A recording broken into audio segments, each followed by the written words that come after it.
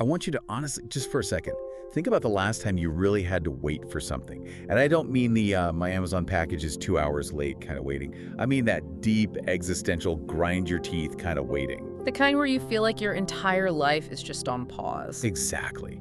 Waiting for a career breakthrough that feels like it's never going to come. Or, waiting for a chronic health issue to finally turn a corner. Or a relationship. Waiting for it to heal when it feels like you're the only one even trying to fix it. That is the specific agonizing space where you've done all the work, all the inputs are there, but the output is completely invisible. You're just shouting into the void, and the void is not shouting back. Well, that is exactly the headspace we are stepping into today.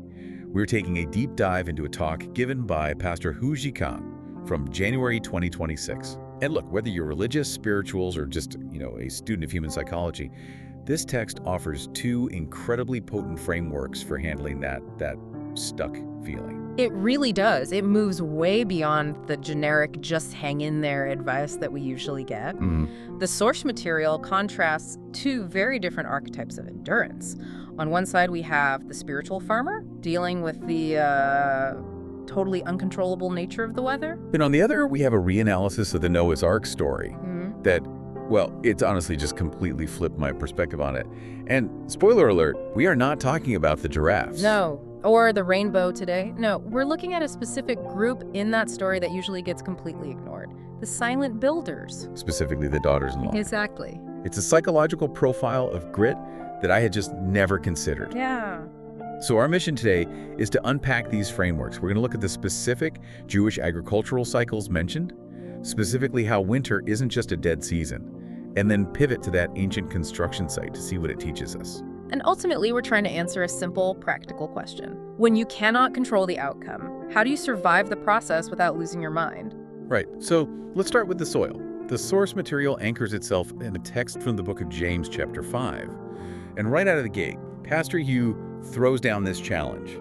He suggests patience isn't a personality trait, it's a professional requirement. A professional requirement. The quote is, if a person has no patience, they better not become a farmer. It's a blunt statement, but it sets the stakes so perfectly. I mean, think about the modern mindset. We live in this era of linear, immediate effort. You type the code, the program runs. And some feedback loops. Exactly. You tap the screen, the food arrives. But agriculture it's fundamentally different. There is this massive, unbridgeable gap between the labor and the reward. And the text points out 2 critical factors here. First, no crop grows overnight. It is just biologically impossible. You cannot hack a harvest. And second, and this is the scary part, the farmer has absolutely 0 control over the weather. You can have the best seeds, a $1 million tractor with GPS, but you cannot make it rain. You're a professional gambler betting on the sky. Pretty much. And the source breaks down this timeline specifically through the lens of Jewish farming cycles. And the seasons mentioned are so critical to understanding the metaphor. It all starts in autumn. Okay, let's get technical for a second, because I think the specifics here really matter. When I think of autumn, I think of things winding down. Pumpkin spice, leaves falling. Like urbanation. Yeah. But the source says, this is where all the work begins. Right. In this climate, autumn is the time of the early rain. It's when you plow. And the source uses this really visceral description for what happens to the soil. It says the plowing makes it loose and messy. Loose and messy, that sounds bad. We want things tight and organized, under control. Not for growth. Think about the ground after a long, dry summer. It's hard. It's compacted. Impenetrable. Totally. If you throw seed on that, it just bounces off or gets eaten by birds. So you have to disrupt the status quo. You have to violently disrupt it. You have to tear it up. It looks like destruction, but the source argues it's actually preparation. The soil has to be broken open to receive the seed. So you plow in autumn, you sow the seed, and then at home, you enter the gap. The long wait. The source points out that the latter rains, the spring rains that actually mature the crop, they don't come until February or March. That is months of winter where on the surface, nothing is happening. You're just staring at a field that looks dead. And this leads to what I think is the most profound insight in this whole section, the metaphor of the winter heart. This is the part that really resonated with me. Yeah, the source argues that the human spirit goes through seasons just like the land. And sometimes you enter a winter. You feel cold, frozen, your career feels stagnant, or your creativity just dries up. I think everyone listening can identify with that. It's that panic of, I'm not moving forward, so I must be failing. You feel like you're just stuck. Exactly. But the source completely reframes that stagnation. It argues that God uses this winter time to plow the soil of the heart. Just like the earth, our hearts can become hard, cynical, compacted by the daily grind. So the winter, that difficult, painful season where everything feels upside down, that's the mechanism for breaking up the hardness. That's the argument. The text says the plowing is painful. I mean, nobody enjoys being loose and messy. It feels like chaos. But the source implies this loosening is the only way to create space for the next stage of growth to take root. If you skip the winter, you just have hard ground. Nothing new could grow. That is a heavy reframing. It suggests the pain isn't a sign that things are going wrong, it's a prerequisite for the yield. But it begs the question, why sign up for this? Why not just choose an easier profession? The source has a very economic answer to that. Value. There is a direct correlation between the length of the wait and the worth of the harvest. We don't wait for cheap things. Right. We don't wait for fast food. We wait for things that sustain life. If you want a harvest that matters, you have to endure the winter plowing. Precisely. I want to ground this a bit, because the speaker, Pastor Hu, isn't just talking abstract theology here. He's standing in a very specific place while giving this talk. Right. Let's take everyone to Hualien, Taiwan for a second. So the source describes the setting of his church, the Beipu Church. And it's not in some concrete jungle. He describes being surrounded by tens of thousands of ping of farmland. And for anyone who isn't familiar with that unit, a ping is about 3.3 square meters. So we're talking about a massive expanse of open land. Green as far as you can see. He mentioned seeing sweet potatoes and corn being rotated in the fields. And interestingly, the church isn't just watching from the sidelines. They're participating. Yes, the happy farm. The happy farm. It sounds like a mobile game, but it's real. The source says they have over 400 ping of land right behind the church where they grow their own fruits and vegetables. And what I love about this detail is that Pastor Hu admits he's a layman at farming. He's not the expert, he is a witness. That's a crucial distinction. He's just observing the massive gap between the effort and the result. He watches his neighbors out there in the heat, day after day, weeding and fertilizing long before there's anything to sell or eat. It reinforces the lesson that the harvest might be a community event, but the labor is often solitary and long. It really drives home the idea that you can't fake a harvest. In a corporate job, maybe you can look busy, shuffle papers, schedule meetings about meetings. But you can't look busy to a corn stalk. It either grows or it doesn't. The land has total integrity. It reflects exactly what you put in, plus the weather you endured. And that idea of integrity in the waiting sets us up perfectly for the second part of the source. It really does. We pivot from the quiet fields of Hualien to a much louder, more chaotic scene. The construction of Noah's Ark. Now, usually when we hear about Noah, we think about the animals, the flood. Maybe the rainbow. Yeah. But the source material barely mentions any of that. It completely reframes the narrative to focus on the family dynamic. It zooms right in on the daughters-in-law. Which is so rare. They're usually just footnotes. And also the wives. Exactly. But let's look at the timeline the source provides, because the math tells a startling story.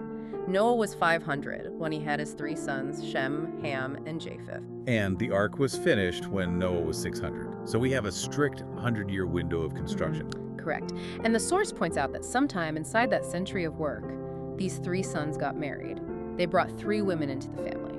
Now, just put yourself in the shoes of one of these women. You fall in love, you get married, you think you're starting a normal life, but you're marrying into the family of the guy building a Titanic boat on a mountain. Because he says rain is coming, even though it's never rained like that before? The psychological profile the source builds here is just intense. It notes that this was a corrupt and ruined generation. So society isn't just indifferent, it's hostile.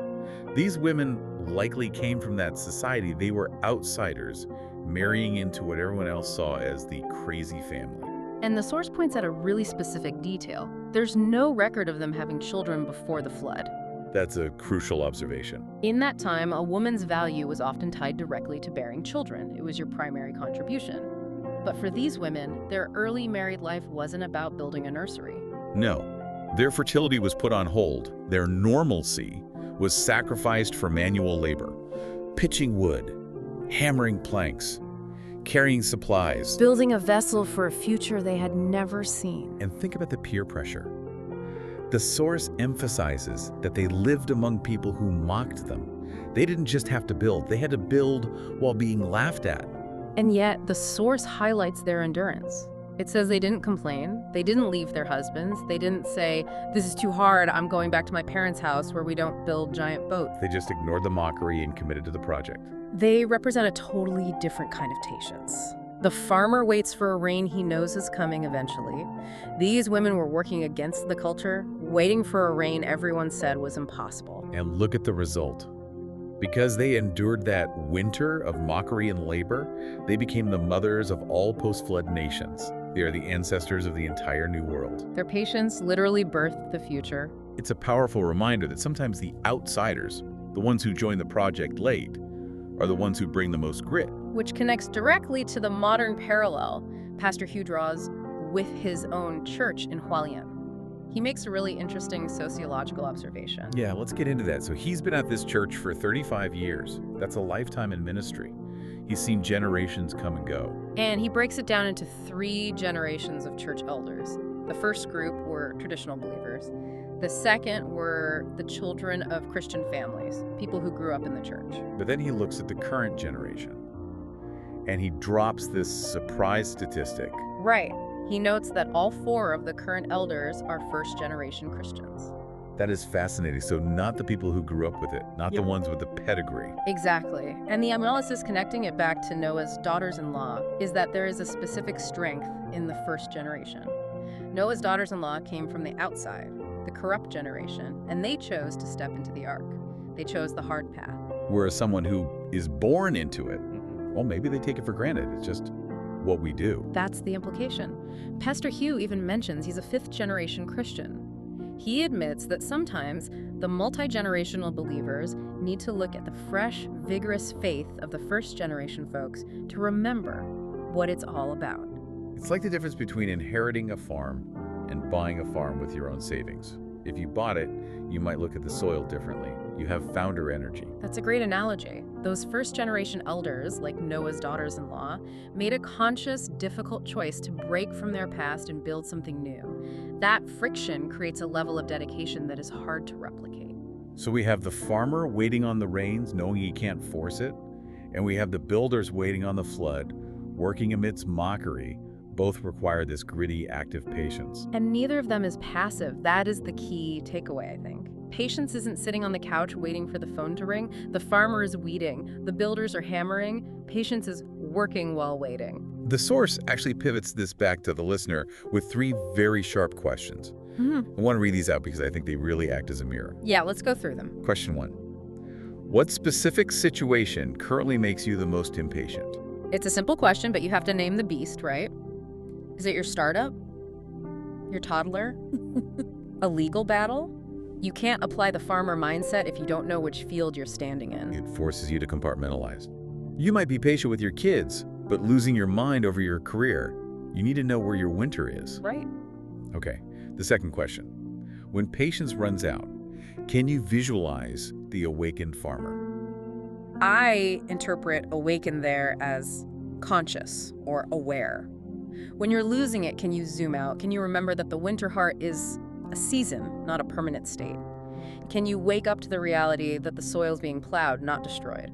It's cognitive reframing. Yeah. Snapping yourself out of the emotional spiral. I'm not failing, I'm just in February. Exactly. This isn't the end, it's just the plowing. And the third one. Why is patience a non-negotiable element of maturity? That's the kicker. We tend to think of patience as a luxury, or maybe a nice personality quirk. But the source argues it's a skill, it's a sign of spiritual and emotional maturity. If you can't wait, you can't lead. You can't build an ark. Children want things now. Adults know how to wait for the value. Precisely. If you can't delay gratification, you remain a child. The source also drops a little advice for the workplace before signing off. It mentions entering the workplace with integrity, honesty, and passion. I see that as the idea of being salt and light. But in this context, I think it means showing up to work like that farmer or that builder. You do your work with integrity, you plow your rows straight, even if you aren't getting the praise or the rain right this second. It's maintaining your internal standards when the external validation is zero. Which is incredibly hard to do. So what does this all mean for us? We've covered a lot of ground from the rainy season in the Levant to a vegetable farm in Taiwan, all the way to the mountains of Ararat. I think the synthesis is that the harvest, whatever that looks like in your life, requires a very specific posture. It requires active, gritty patience. It implies that the messy periods are actually the most productive ones, even if they feel the worst. I just keep going back to that image of the loose and messy soil. I think a lot of us feel that way right now. Yeah, Life feels chaotic. Structures are breaking down. And the natural reaction is to try and fix it immediately, to pack the soil back down, to regain control. But the lesson today is, don't. Let it be loose. Let it be messy. Because that's the only way the seed gets in. If you harden your heart now, you miss the growth. I want to leave the listener with a final thought to chew on based on everything we've read today. If you feel like your life is being turned upside down right now, if you feel like you are being buried under stress or delays, is it possible that this isn't a setback? Is it possible that you aren't being buried, but you're being planted? And that the darkness isn't the end, but the necessary starting environment for a harvest you can't even see yet. Trust the season, even the winter. That is all we have time for today. Thanks for joining us on this deep dive into the soil and the storm. It's been a pleasure. The Deep Dive is signing off.